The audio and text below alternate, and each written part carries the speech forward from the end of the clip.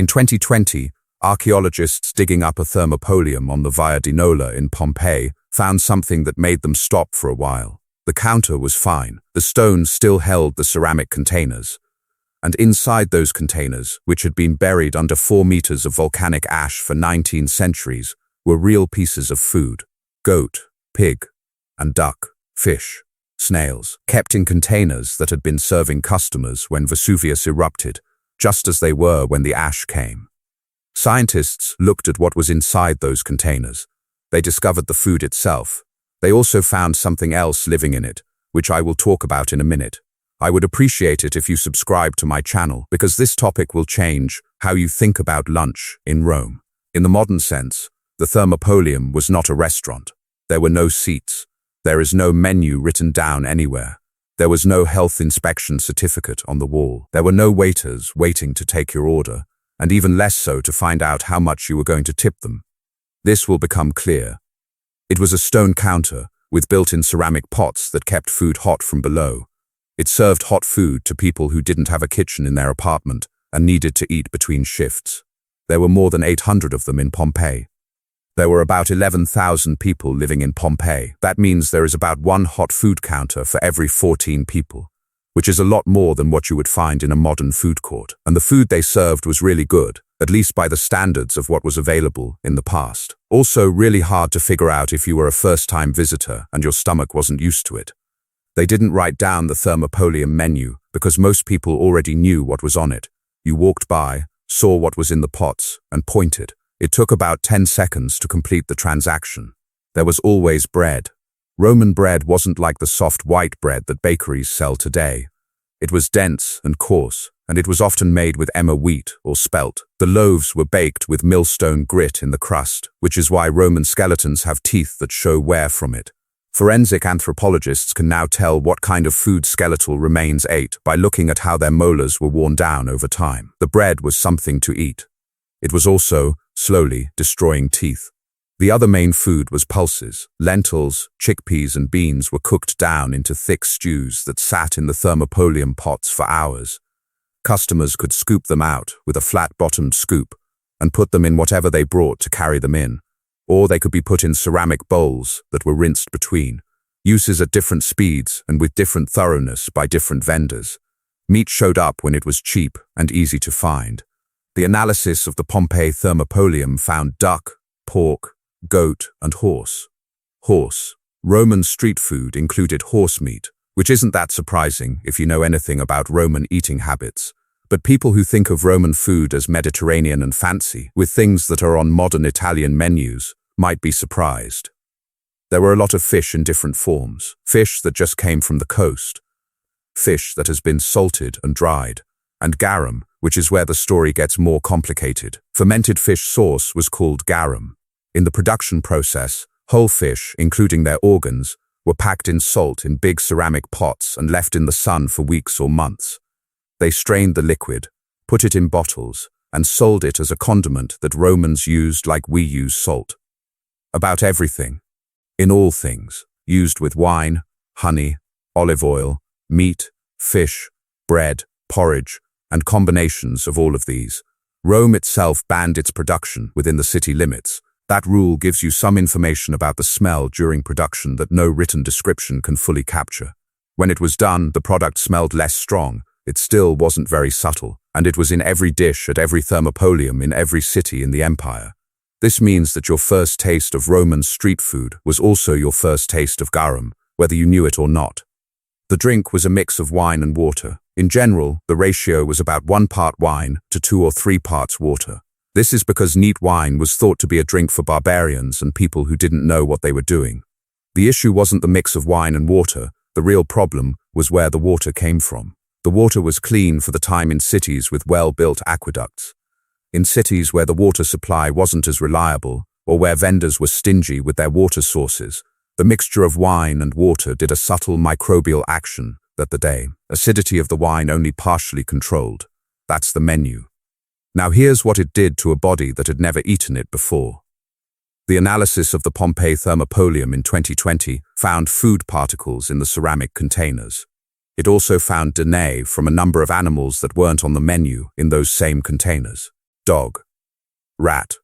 There are signs of other animals that are common in the biological environment of a Roman street food business that has been running non-stop for years without any sanitation, standards that would make a modern food safety inspector put down their clipboard and leave quietly.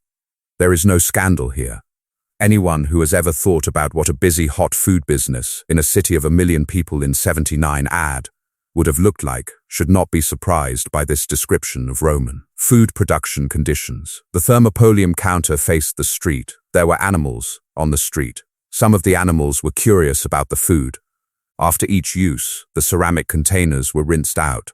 Rinsed is a big part of that sentence. From a microbiological point of view, the garum is the part that needs its own moment.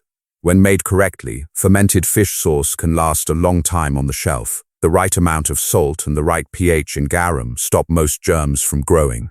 The Romans had been making it for hundreds of years, and they had come up with ways to make it that, while not scientifically understood, were reliable enough that garum could be shipped across the Mediterranean and sold months after it was made without causing any major problems for the people who ate it. Garum changed into something else when it was made wrong, stored wrong, or mixed with dirty water to save money. Clostridium botulinum makes botulinum toxin in the same anaerobic, protein-rich, and low-acid conditions that a poorly run fish fermentation vessel makes. The Romans didn't know this. They saw that bad garum made people very sick. They thought this was because the garum was old or mixed with something else. They were right that those were risk factors. They didn't have the mechanism at all. Roman food safety was based on experience, just like Roman medicine was. People kept doing it because it worked most of the time. People said it failed because of bad luck, bad vendors, or God's anger, not because of specific microbial processes that no one could understand. The first-time visitor to Rome who ate street food was experiencing a food system that had been in place for hundreds of years and that the locals had grown used to through repeated low-level exposure. Their gut microbiome was set up to work with what Roman street food had in it. The microbiome of a visitor was not. And we both know what would happen to the visitor who dared to eat these street foods. Traveler's diarrhea, which is common for people who have been to a country with a different food safety system. Not because the food was poisonous, but because the bacteria were new. The gut needs time to adjust, and Rome didn't give it any time to do so because it was always busy. What happened next depended on which organisms you came into contact with, how many of them there were, how strong your immune system was when you went in, and whether you were eating at a thermopolium that was doing the bare minimum for cleanliness or one that was optimizing for throughput. If you ate a normal thermopolium meal, which included bread, a pulse stew with garum, maybe some fish or meat, and wine mixed with water, this is what your body was doing with the food. The roughness of the bread made it hard to digest. By today's standards, the fiber content was high. The millstone grit was not digestible and went right through, taking the tooth enamel with it and not giving anything useful on the way out. The emmer wheat and spelt were not bad for you. Not great, but good enough. The pulse stew was really good for you. Lentils and chickpeas have the right amounts of protein, complex carbohydrates, and fiber to give you energy slowly and steadily. The Romans ate beans as a main food, not because they didn't have better options, but because beans are a really good food that keeps you going all day. They were eating them. The people who bought from the street vendor were mostly working people who needed to get through a shift, and they were eating them for the same reason. The garum added amino acids and sodium. The fermentation process that made it also made a lot of glutamate, which is why Roman food was so tasty, and why everyone who wrote about eating in Rome talked about how strong the flavors were. Before anyone knew what umami was, garum was it. People wanted more glutamate because it made them feel good.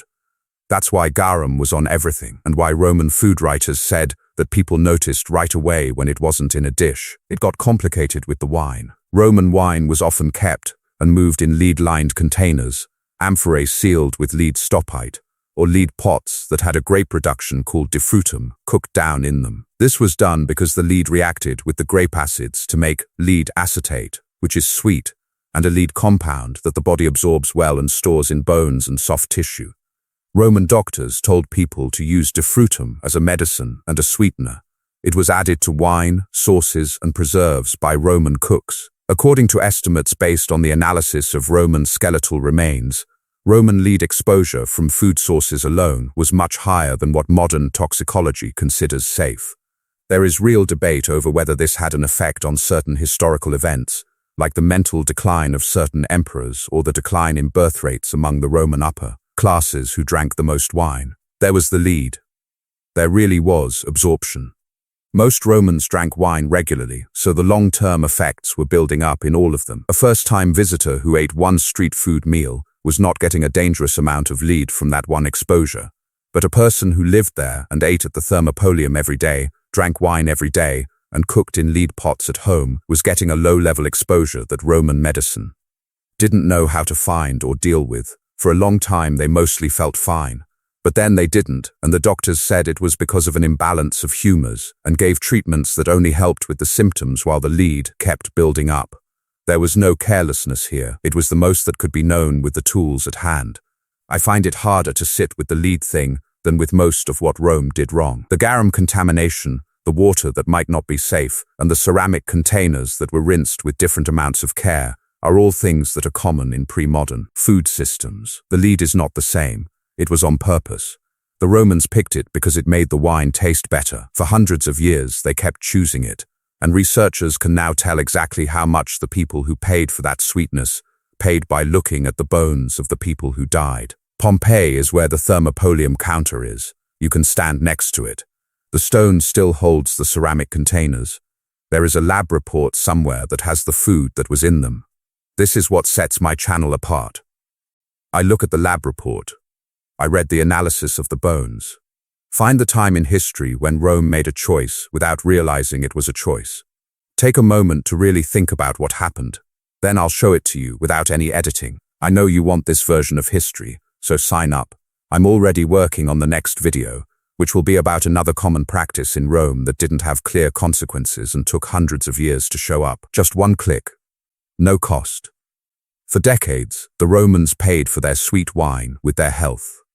It's much cheaper to sign up. I promise you won't find this information about Hidden Rome on any other channel.